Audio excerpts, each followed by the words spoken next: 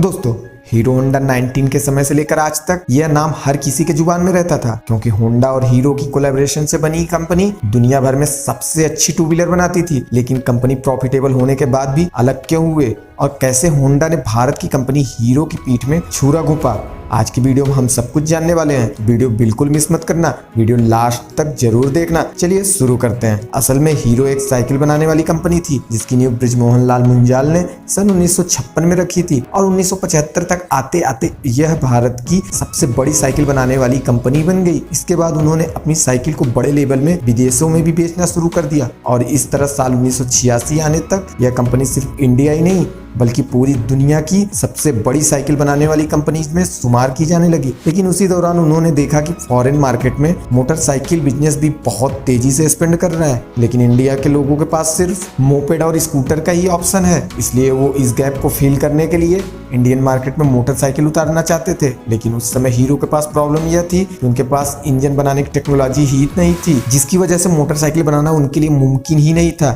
इसीलिए अपने इस प्लान को एक्शन में लाने के लिए उन्होंने किसी विदेशी कंपनी से कोलैबोरेशन करने के बारे में सोचा। लेकिन उस समय भारत में लिबरलाइजेशन भले ही नहीं आया था, लेकिन गवर्नमेंट इंडियन कंपनी को यह अपॉर्चुनिटी देती थी कि अगर वो चाहे तो किसी विदेशी कंपनी से टाई अप करके इंडिया में अपना बिजनेस एक्सपेंड कर सकता है। इसीलिए बृजमोहन लाल ने हीरो के थ्रू दुनिया की सबसे बड़ी कंपनी मोटरसाइकिल बनाने वाली जापानी कंपनी होंडा के पास अपना प्रपोजल भेजा। उस टाइम कोई भी विदेशी कंपनी भारत में डायरेक्ट स्टार्ट नहीं कर सकती थी, इसीलिए इस प्रपोजल से जापानी कंपनी का भारत में इंटर करने का अच्छा मौका मिल गया, जिसे होंडा कंपनी भी खुद नहीं गंवाना चाहता था। इसीलिए इन दोनों कंपनी ने सन 1984 में एक दूसरे के साथ हाथ मिला लिया।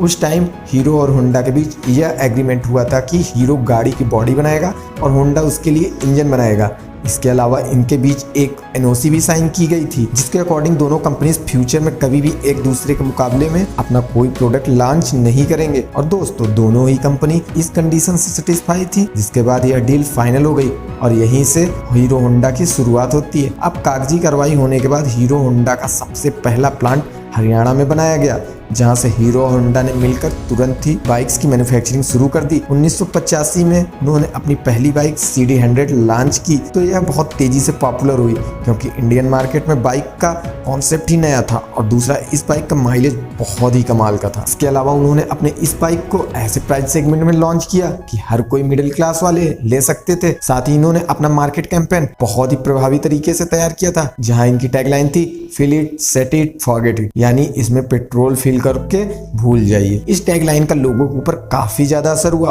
और लोग इस बाइक के दीवाने हो गए थे, क्योंकि उन्हें स्कूटर वाला माइलेज अब बाइक में मिल रहा था। उसी दौरान जापानी करेंसी में उछाल आ गया, जिसकी वजह से जितने भी स्पेयर पार्ट जापान से आते थे वो काफी ज्यादा महंगे होने लगे और हीरो होंडा को अपनी बाइक्स अफोर्डेबल बनाने में काफी दिक्कतें आने लगी। असल में यहाँ प्रॉब्लम ये भी थी कि उस समय हीरो होंडा के कंपटीटर बहुत सारे इंडिया में आ गए थे, जैसे सुजुकी, यामाहा, बजाज और टीवीएस। लेकिन यह ब्रांड केवल शहरी इलाकों में रहने वाले वेल्दी कस्टमर पर ही फोकस करते थे। लेकिन अगर वहीं हीरो होंडा को देखा जाए तो उनका मेन फोकस इंडिया के लोअर और मिडिल लोअर क्लास कस्टमर था, जो कि एक अफोर्डेबल सॉल्यूशन चाहते थे। और यही वजह थी कि हीरो होंडा की बाइक सिर्फ शहरों में ही नहीं बल्कि पूरे भारत में सबसे ज्यादा सेल होती थी। और यही सब देखते हुए कंपनीज अपनी बाइक्स का प्राइस नहीं बढ़ाना चाहती थी। हालांकि इसी वजह से कंपनी को काफी लंबे अरसे तक लॉस का सामना करना पड़ा। लेकिन सन 1990 में जब डॉलर का एक्सचेंज प्राइस रेगुलेट हुआ तो हालात थोड़े सुधरने शुरू हो गए और देखते ही देखते हीरो होंडा एक बार फिर से अपने बाइक्स पर प्रॉफिट कमाने लगे।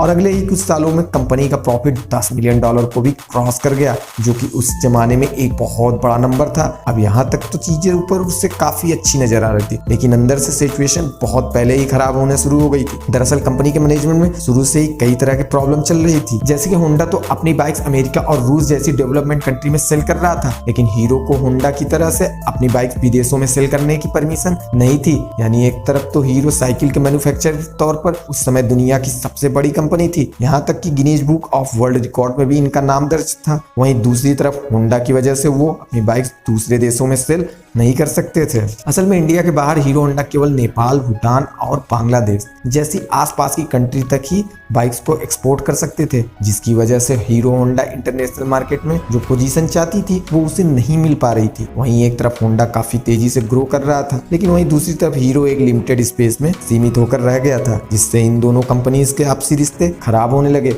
वैसे कॉन्ट्रैक्ट के मुताबिक हीरो बॉडी बनाती थी और होंडा इंजन बनाती थी। अब अगर हीरो को अपना बिजनेस एक्सपेंड करने के लिए अलग भी होना पड़ता तो वो ऐसा नहीं कर सकती थी, क्योंकि वो इंजन के लिए पूरी तरह होंडा पर डिपेंड थी। हालांकि हीरो को अब ये समझ आ चुका था कि अगर उसे होंडा से अलग होना है तो उसे खुद इंजन मैन्युफैक्चर करना पड़ेगा। इसीलिए उसे हीरो होंडा से जो प्रॉफिट मिलता था उसके एक बड़े हिस्से को इंजन बनाने में खर्च करने लगा, जिससे होंडा और हीरो के बीच दरार और भी ज्यादा बड़ी हो गई। जैसे कि कोलैबोरेशन के टाइम इन्होंने एनओसी साइन किया था कि एक दूसरे के मुकाबले कभी भी बाइक्स नहीं लॉन्च करेंगे, लेकिन होंडा ने इसके खिलाफ जाकर साल 1999 में इंडिया के अंदर अपनी एक separate company Honda motorcycle and scooter India में स्टार्ट कर दी और उसी प्राइस सेगमेंट में बाइक्स लॉन्च कर दिया, जिसमें पहले से ही हीरो होंडा की बाइक्स मौजूद थी। इस तरह देखा जाए तो होंडा ने अपनी बाइक्स हीरो होंडा के मुकाबले लाकर खड़ा कर दिया था, जिसकी वजह से हीरो होंडा के कस्टमर डिवाइड हो गए। इसके कुछ सालों बाद होंडा ने एक्टिवा को लॉन्च करके स्कूटर सेगमेंट में भी इंटर कर लिया। अब अगर देखा जाए तो पूरे मामले में होंडा की 5 उंगलियां